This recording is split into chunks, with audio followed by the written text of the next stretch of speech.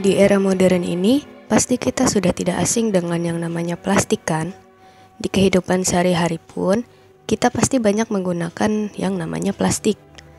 Mulai dari botol minuman, kantong belanja, peralatan rumah tangga, mainan, dan lain-lain.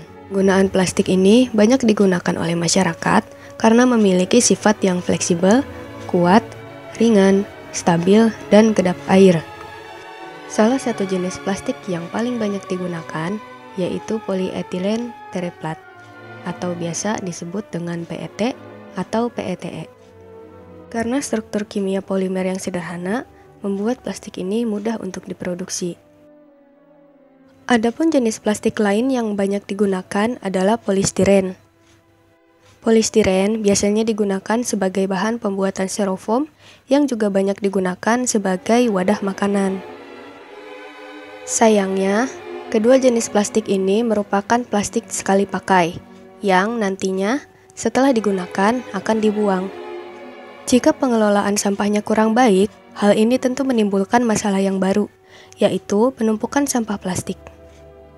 Seorang peneliti dari Institute Biomedicine and Biotechnology of Santabria, Spanyol, Federica Bertosini, melakukan sebuah riset mengenai pengurai plastik secara biologi dengan memanfaatkan larva ngengat Galleria melonella.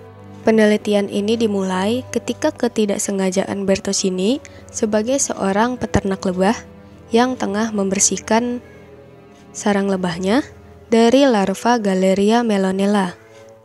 Bertosini meletakkan larva Galleria melonella ke dalam kantong plastik dan menyimpannya di kamar, sementara ia membersihkan sarang lebah tersebut.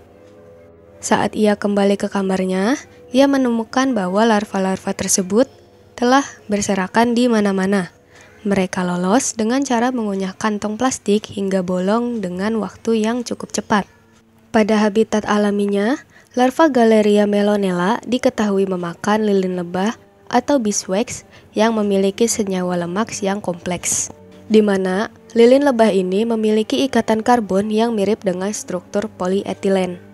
Penelitian terbaru menemukan bahwa terdapat enzim pada air liur larva Galleria melonella yang terbukti memiliki kemampuan untuk mendegradasi polyethylene. Enzim ini adalah ceres dan demetra. Larva Galleria melonella dapat menguraikan polyethylene menjadi etilena glikol atau alkohol dengan enzimnya.